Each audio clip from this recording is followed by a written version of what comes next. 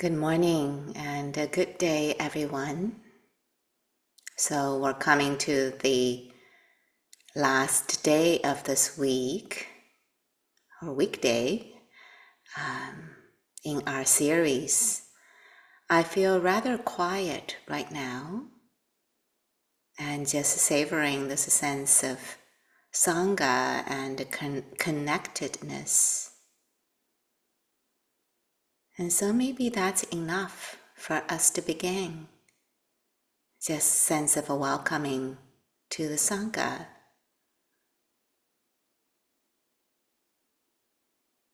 to the collective blessing to be able to practice together like this.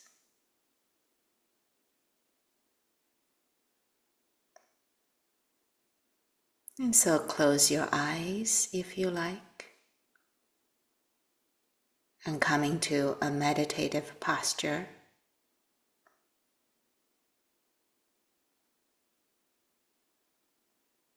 With the celebrations and joy, delight, mudita, mudita.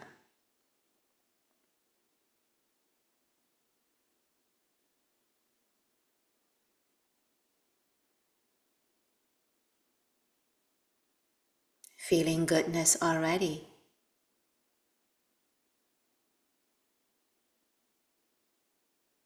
Coming home to the refuge of the Sangha. Coming home to ourselves.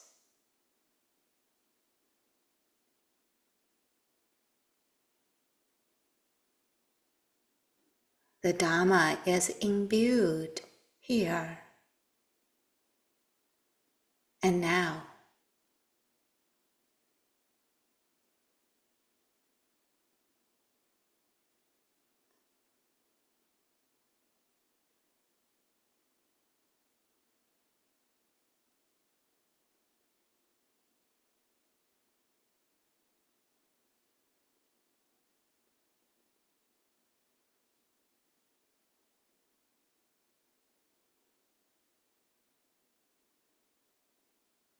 Awake and aware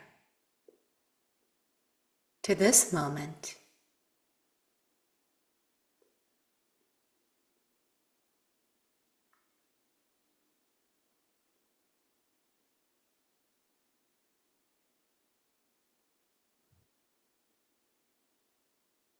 Sitting in our own bodies, mind and heart, and also the collective.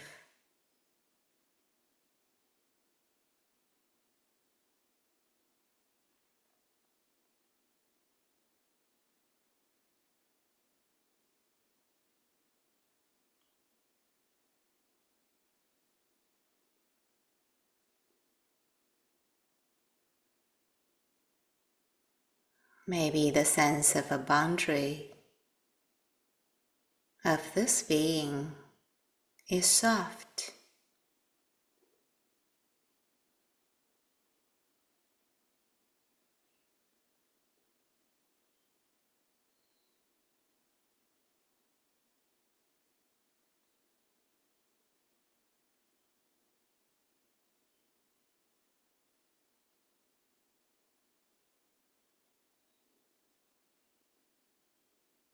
We can feel the connection with the earth, a space,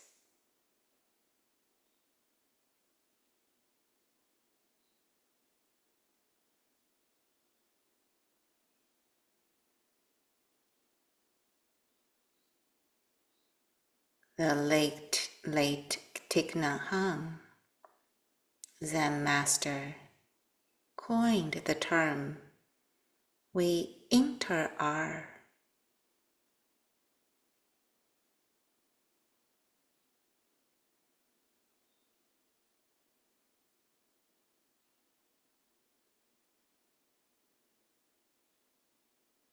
We are interbeing.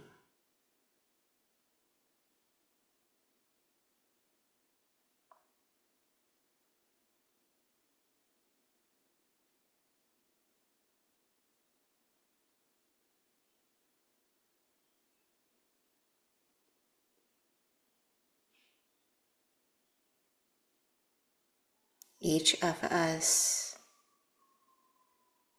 is uniquely ourselves, and yet we are in a collective.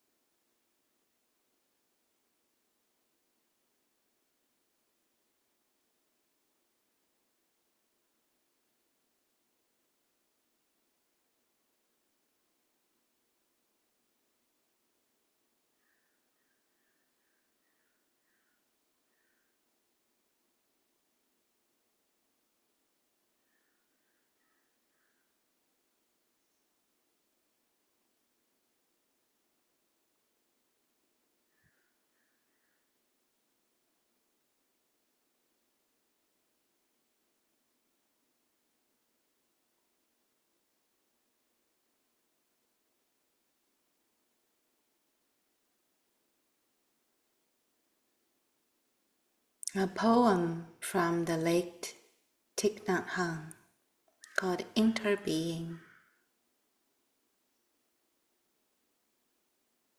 The sun has entered me. The sun has entered me together with the cloud and the river. I myself have entered the river, and I have entered the sun with the cloud and the river. There has not been a moment when we do not interpenetrate. But before the sun entered me, the sun was in me, also the cloud and the river. Before I entered the river, I was already in it. There has not been a moment when we have not interbeen. Therefore, you know that as long as you continue to breathe, I continue to be in you.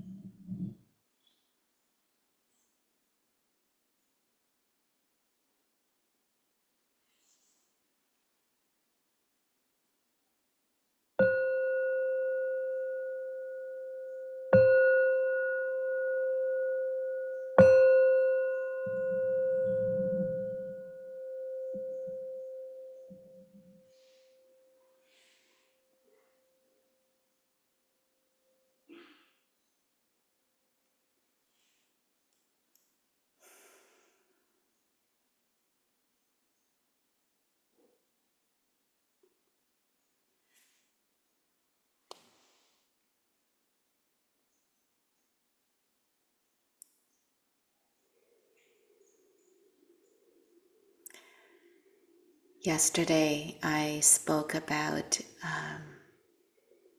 this notion of living as our own refuge, or make ourselves a refuge, and then let the Dharma be one's refuge.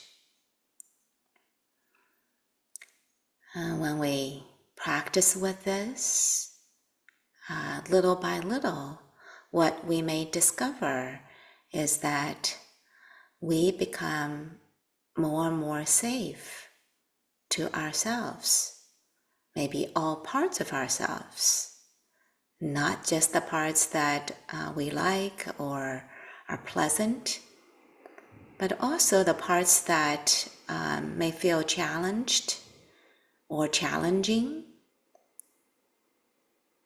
Maybe the insecure or the shy part of ourselves can feel safe and free to be herself, himself, or themselves within ourselves, without feeling that somehow they might get diminished or they have to be defensive. Somehow I shouldn't be like this, I should be stronger, or whatever. And that's just demanding for ourselves, the parts of ourselves, to be other than what they are. And it's hard enough to be insecure, feeling pain. Why add more demands? Why add more pressure? Why contract more? And so through this process of living, creating the refuge for oneself, gradually we can begin to feel the bigness of this process. There's something opening up within us. It has a capacity to hold the whole of ourselves. And it doesn't stop there. When we are safe and when we are vast for ourselves, others can feel safe with us. Other beings can feel safe around us. And so in this way, living as a refuge of one's own can also be a refuge for others, other beings, the whole world at large. And this is what I'd like to share today, and which is the notion of being refuge for all beings. And there is a wonderful sutta in Majjhima Nikaya called the simile of cloth. Some of you may know this. Towards the end of the sutta, the Buddha shared these verses I'd like to read for you. To make yourself a refuge for all beings, and if you speak no falsehood, nor do harm for living beings, nor take what is not offered, with faith and free from avarice. In the process of making oneself a refuge, one's own virtuous heart, virtuous conduct, creates a virtuous field.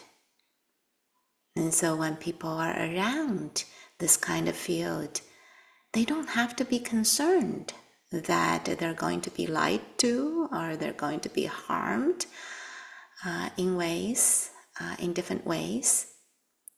And the person's calm and ease is a field for others to feel as well. And maybe it helps to calm and ease others' anxieties and fear. And I've mentioned Thich Nhat Hanh a few times today, and the late Master Thich Nhat Hanh was a prime example of such a refuge or such a sanctuary for so many people who were struggling at the times of the war or times of difficulties. And so this process of living or making refuge for oneself has a natural extension to being a refuge for all beings. And there is a reciprocal effect as well. The more goodness and safety there is in this world, the more support each of us will have in our own cultivation. And then we feed out to the world. And so these are kind of two sides of the coin. Cultivating, being a refuge for ourselves, and being a sanctuary for all beings. And there is one thing I would like to point out. This notion of being a refuge for all beings is not meant to create some sort of identity for ourselves. Now look at me, somehow others should come to me because I am so and so and so. And that's just turning the refuge into an identity, into a self. Just saying that, you might begin to feel the tightness, the narrowing, the contraction that comes down. It's losing the boundlessness and the vastness of this aspect of being a refuge for all beings. And so this is not being the refuge for all beings, is not to create identity or create a sense of self. Rather, people feel around the people who expresses natural care, natural responsiveness and wisdom and compassion. And this sense of being a sanctuary is a natural Dharma manifestation or expression.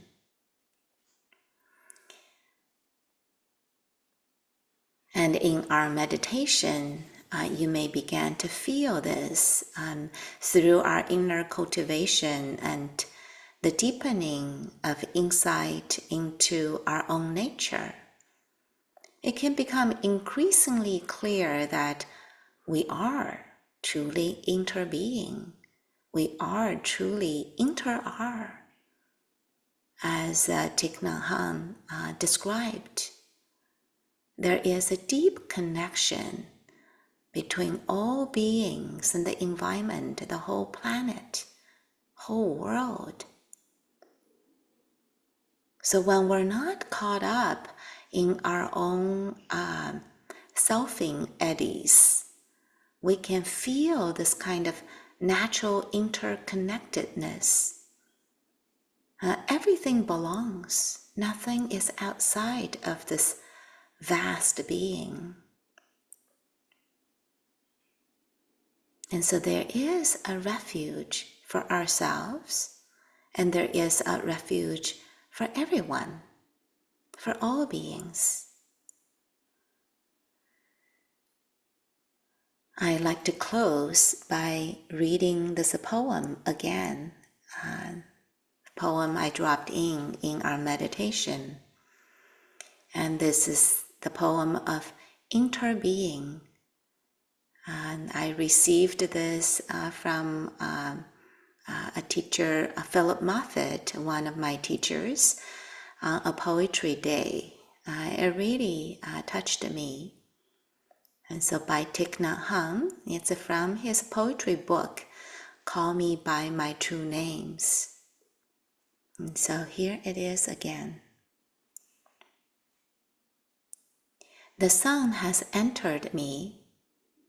The sun has entered me together with the cloud and with the river.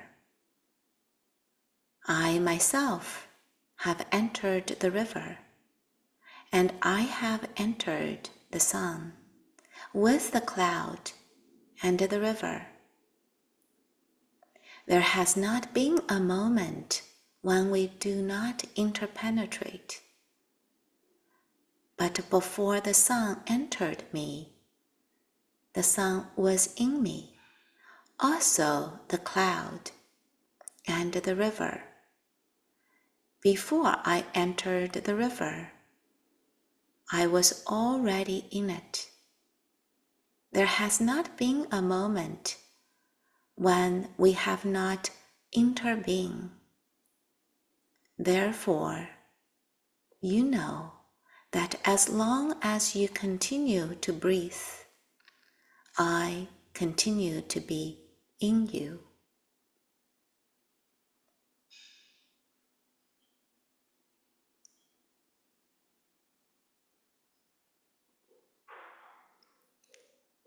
So with that, we end this week's of exploration around refuge, the different flavors of it, the triple jam, the refuge of our own and for all beings. And may this exploration be something meaningful and evocative, and maybe even confusing, which is all good. And so may whatever benefit that arose out of this exploration and our practicing together, may it nourish our own heart and mind. May it enliven our bodies. And may the benefit be shared wide open in all directions. May all beings have clear, calm mind, peaceful and loving heart. May all beings have vital, healthy bodies. And may all beings know wonder, peace, joy, and liberating wisdom in this life, just as it is.